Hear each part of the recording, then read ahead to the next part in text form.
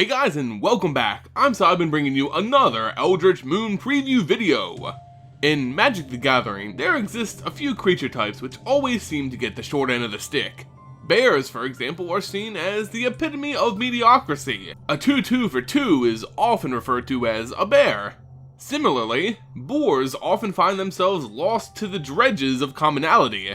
But, with Emrakul coming to Innistrad, even the most mundane of creatures are being horribly warped. Some with extreme consequences. Let me introduce you to probably the strongest boar in all of MTG, Decimator of Provinces. This 7/7 Eldrazi Boar with Trample and Haste costs a mind-breaking 10 mana, but comes with a new mechanic in Eldritch Moon, Emerge.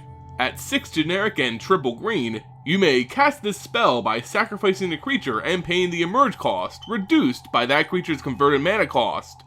When you cast Decimator of Provinces, creatures you control get +2/+2 and gain Trample until end of turn. Right off the bat, I actually love this card. It's a win condition for ramp green decks that fits perfectly with the theme of huge creatures. Decimator of Provinces, not only having Trample and Haste itself, also gives off a mini overrun effect, making your board even more deadly for the final push to victory. The wording on this card suggests that the effect is also given to Decimator of Provinces, making it a 9/9 Trample Haste. That, combined with whatever else you have out at the time, could be devastating for your opponent.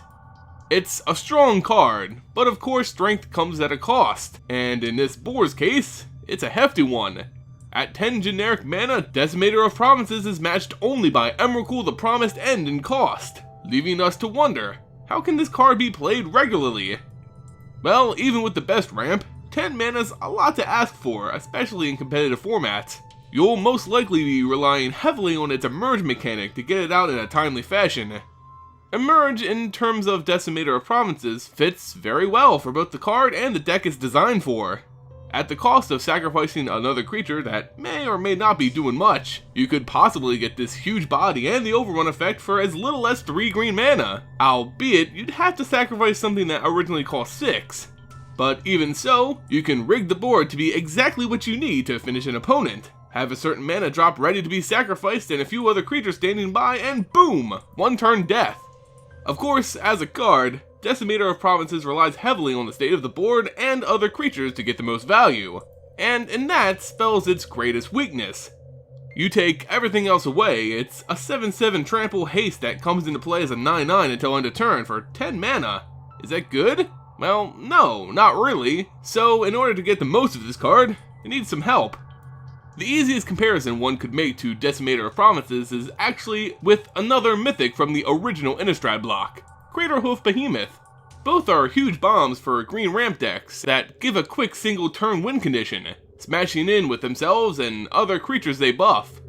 While Craterhoof costs less to play, Decimator is naturally stronger.